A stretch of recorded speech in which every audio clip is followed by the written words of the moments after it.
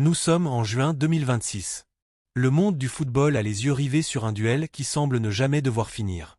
D'un côté, un homme de 39 ans qui a défié les lois de la physique et de la longévité, Lionel Messi.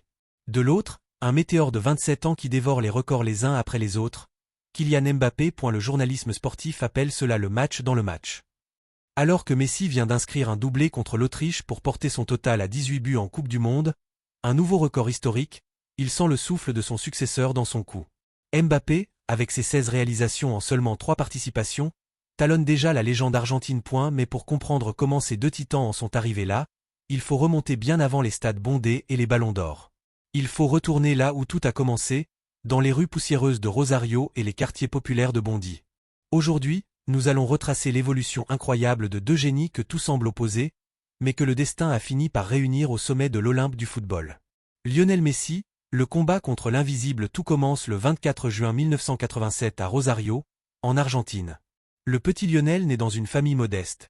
Son père, Roré, travaille à l'usine, et sa mère, Célia, est femme de ménage. La famille est si pauvre qu'il est parfois difficile de trouver de quoi manger pour les 4 enfants. Pourtant, dès l'âge de 4 ans, le football devient son refuge. C'est sa grand-mère, Célia, qui change son destin. Un jour, alors qu'il manque un joueur pour un match local au club de Grandoli, elle insiste auprès de l'entraîneur. Laisse-le jouer, ça ne lui fera pas de mal. Ce jour-là, le monde découvre un phénomène.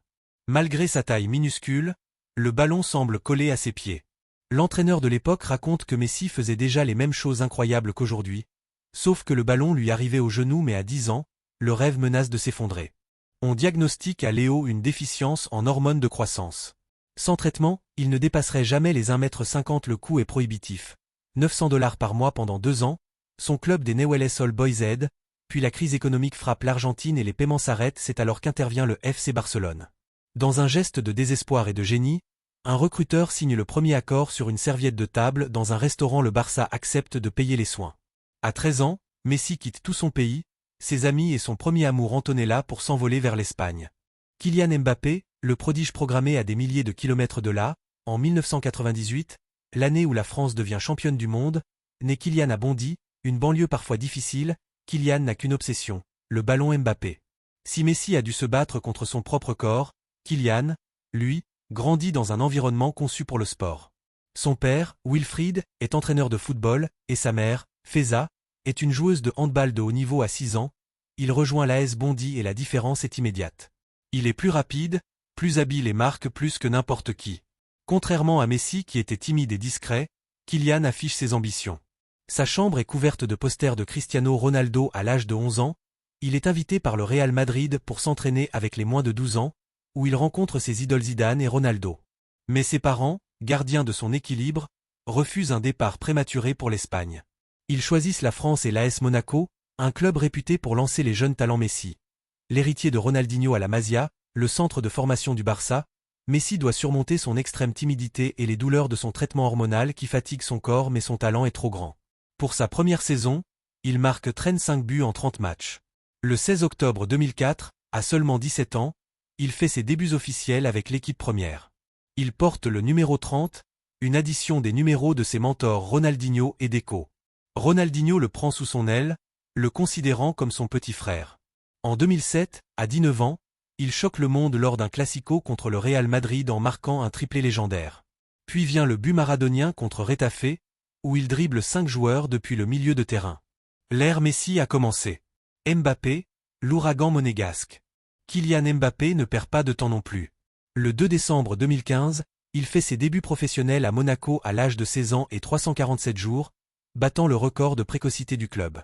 Sa véritable explosion mondiale a lieu lors de la saison 2016 à 2017. En Ligue des Champions, il terrorise les défenses.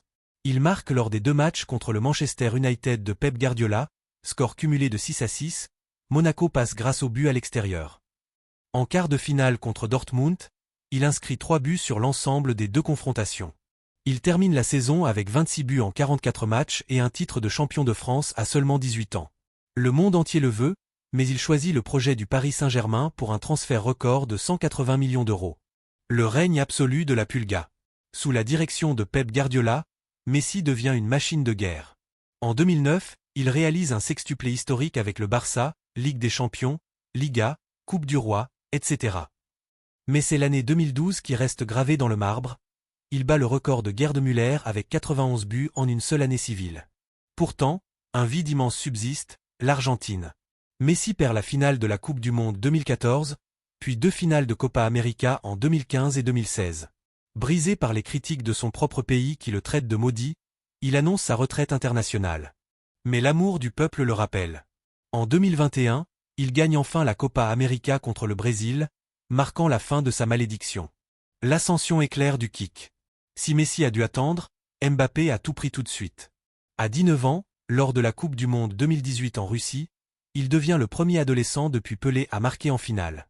La France est championne du monde, et Kylian est une star planétaire. Au PSG, il devient le meilleur buteur de l'histoire du club, enchaînant les saisons à plus de 30 buts. Mais comme Messi, il connaît des échecs cuisants, comme ce pénalty manqué lors de l'Euro 2021 qu'il envoie au centre des critiques nationales. Pourtant, sa résilience est totale. Il refuse le Real Madrid en 2022 pour rester le roi de Paris avec un contrat colossal. Le choc des titans, Qatar 2022. Le 18 décembre 2022, le destin place les deux coéquipiers du PSG l'un face à l'autre en finale de la Coupe du Monde. C'est le match le plus légendaire de l'histoire moderne. Messi marque 2 buts et semble tenir sa consécration. Mais Mbappé refuse d'abdiquer. En l'espace de 2 minutes, il inscrit un doublé, puis un 3e but en prolongation pour devenir le premier joueur à marquer un triplé en finale de l'ère moderne. Le match se joue au tir au but. Messi transforme le sien sans trembler. L'Argentine l'emporte. À 35 ans, Messi a complété le football.